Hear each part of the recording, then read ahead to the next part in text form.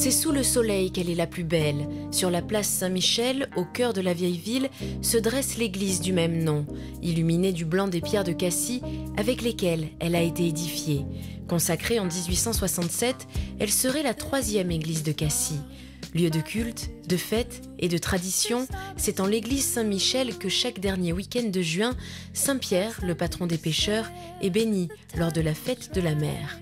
Durant plusieurs jours, les Cassidins célèbrent la Saint-Pierre et les pêcheurs autour de nombreuses animations, enchoyades, sardinades et danses folkloriques.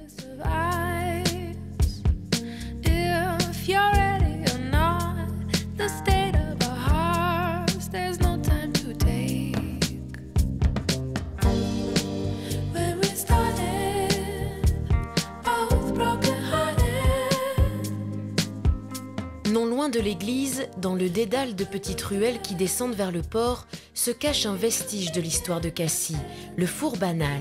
Un four à pain datant du XVIIIe siècle, découvert lors de travaux entrepris sur l'immeuble situé au coin de la rue du Four. En excellent état de conservation, ce fournil a révélé dans son sous-sol des vestiges qui confirment l'existence d'un port dès le 1er siècle avant Jésus-Christ.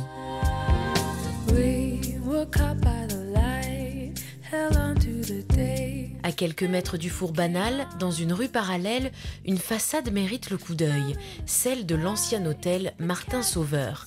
Discret, caché derrière les devantures de restaurants, le monument autrefois hôtel de ville accueille aujourd'hui la MEVA, la Maison de l'Europe et de la vie associative. De façade en restaurant, de petites boutiques en monuments, la vieille ville et son labyrinthe de petites ruelles offrent aux promeneurs une découverte intimiste de Cassis.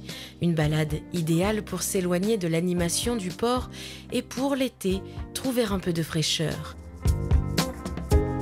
Si tous les chemins mènent à Rome, à Cassis, les ruelles de la vieille ville mènent à la Grand Rue, avec ses boutiques chics, les accros du shopping pour en s'en donner à cœur joie.